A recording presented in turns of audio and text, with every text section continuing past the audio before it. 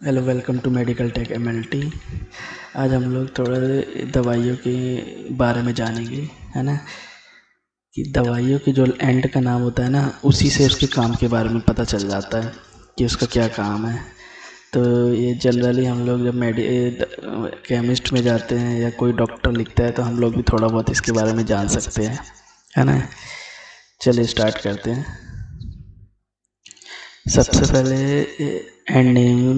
And name में जहाँ जिसमें प्राजोल आता है, जैसे कि पेंटाप्राजोल, रोबेप्राजोल, ओमेप्राजोल, है ना, ओमेगा प्राजोल।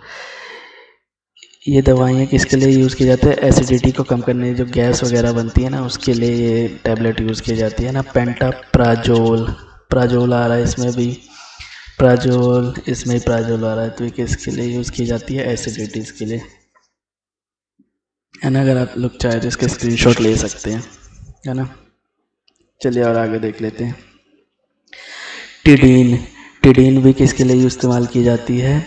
टिडीन भी एसिडिटी के लिए इस्तेमाल की जाती है। प्राजोल भी एसिडिटी गैस के लिए, और टिडीन भी, है ना। इसमें देख लेते हैं कौन कौन से। रैनीटिडीन, फैमोटिडीन, सीमेटिडीन, है ना। ये रैनीटिडीन, फैमोटिडीन और सीमेटिडीन, अगर इस नाम से है तो आप लोग समझ सकते हैं कि ये दवाई किसकी एसिडिटी के लिए, गैस के लिए यूज़ की जाती है ना। टिडीन और प्राजोल किसके लिए? एसिडिटी के लिए इस्तेमाल की जाती है।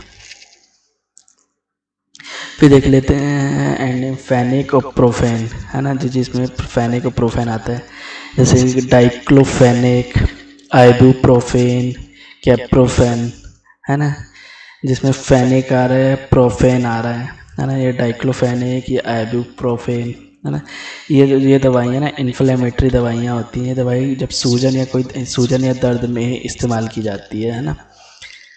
डाइक्लोफेनिक, है ना, आइबुप्रोफेन, ये सारी दवाएं किसके लिए यूज़ किए जा रहे हैं? इन्फ्लामेटरी दवाइयाँ होती हैं जो कि सूजन और दर्द का काम करती है। ठीक है। अब अजोल, जिस भी दवाई के पीछे अजोल लगा होगा, जैसे कि मिकोनाजोल, फ्लुकोनाजोल, कीटोकोनाजोल, है ना। मिकोनाजोल, फ्लुकोनाजोल, कीटोकोनाजोल, ये दवाइयाँ कौन सी रहती है? ये सब एंटी फंगल दवाइयाँ रहती है ना। ये जो भी फंगल इन्फेक्शन वगैरह होता है ना, उसके लिए रहती है, फंगस को कम करने के लिए, है ना, ठीक करती है फंगल इन्फेक्शन को।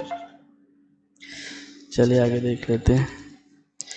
अब एंडेमाइसिन, माइसिन सब समझ गए होंगे, है ना। जैसे एग्जांपल स्पायरामाइसिन, एरिथ्रोमाइसिन, एजिथ्रोमाइसिन, है ना। स्पायरामाइसिन, एरिथ्रोमाइसिन, एजिथ्रोमाइसिन, टोब्रामाइसिन, ये सारी दवाएं कौन सी रहती है? ये एंटीबायोटिक दवाएं। कोई भी जब बैक्टीरियल इन्फेक्शन होता है ना, उसको ख़त्म करने के लिए, है ना। जब जैसे आप देखे होंगे कि जब टाइफाइड वगैरह हो जाता है ना, तो वो सैल्मोनेला टाइफी बैक्टीरिया के कारण होता है ना। तो ऐसी बैक्टीरियल इन्फेक्शन के लिए ये सब एंटीबायोटिक्स का इस्तेमाल किया जाता है बैक्टीरिया इन्फेक्शन के लिए। ठीक है। एंड नेम आप कौन सा है? पाम एंड लाम, है ना। जैसे अल्प्राजोलाम, लोराजेपाम, डायजेपाम, मिडाजोलम, है ना। ये जितनी भी ये दवाई है ना, अल्प्राजोलम, लोराजेपाम, डायजेपाम, मिडाजोलम, ये सारी ये कौन सी एंटी एंजाइटी दवाइयाँ हैं। ये दवाइयाँ ना चिंता और तनाव को दूर करते हैं। जैसे कोई भी डिप्रेशन वगैरह है या ज़्यादा एंजाइटी हो रही है ना, घबराहट सी हो रही है, उनके लिए ये वाली दवाइयाँ इस्तेमाल की जाती है ना। अल्प्राजोलम, लोराजेपाम, डायजेपाम, मिडाजोलम, है ना। तो अब याद कर सकते हैं कि जिसके पीछे लाम या पाम रहेगा ना, तो वो कौन सी एंटी एंजाइटी दवाइयाँ होती है। ठीक है। फिर इसके बाद केन, एंड नेम में केन होगा तो मतलब लिडोकेन, लिग्नोकेन, ये इंजेक्शन फॉर्म में रहते हैं, एनेस्थेटिक रहते हैं ना। ये एनेस्थेटिक दवाइयाँ होती हैं। ये दवाइयाँ सुन्न करने के लिए उपयोग की जाती है। जब जैसे कोई ऑपरेशन करना है उससे पहले सुन्न किया जाता है ना, उसके लिए जो ये इस्तेमाल करते हैं, यही दवाइयाँ रहती हैं, लिडोकेन, लिग्नोकेन वगैरह।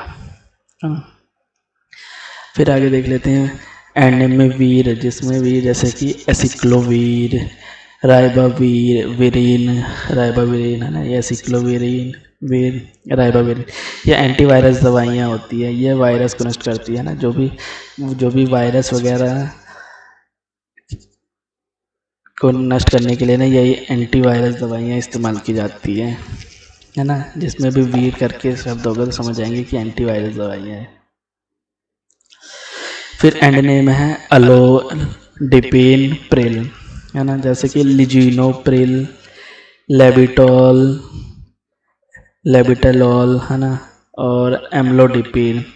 ये तीनों किसके लिए यूज़ किए जाते हैं? ब्लड प्रेशर, जब ब्लड प्रेशर को कम करने के लिए, जब बीपी वगैरह बढ़ जाता है ना, तो इन्हीं दवाइयों को दिया जाता है ना।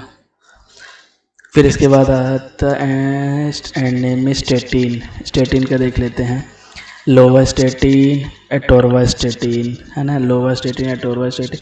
ये दवाइयाँ कोलेस्ट्रॉल, जब कोलेस्ट्रॉल लेवल बढ़ जाता है ना, तो उसको कम करने के लिए कौन सी दवाई? ये दो दवाई, ये और भी दवाई हैं, बट ये याद रखने की स्टेटिन नाम से होगा, तो हम याद रख लेंगे कि हाँ ये कोलेस्ट्रॉल को कम करने के लिए। सोन करके, जैसे कि डेक्सामीथासोन है ना, बीटा मेथासोन, ये स्टेरॉयडल दवाइयाँ होती है ना। ये दवाई दर्द और सूजन कम करती है, और ये एलर्जी भी ठीक करती है, एलर्जी वगैरह ना। बिटनोवेट आपने सुना होगा, स्क्रीन करे में जब बिथनासोन इसमें रहता है ना, तो बिटनोवेट सी, बिटनोवेट एन वगैरह आपने सुना होगा नाम है ना। ये स्टेरॉयडल दवाइयाँ हैं, ये क्या दर्द और सूजन को कम करती है, और एलर्जी के लिए भी इस्तेमाल की जाती है।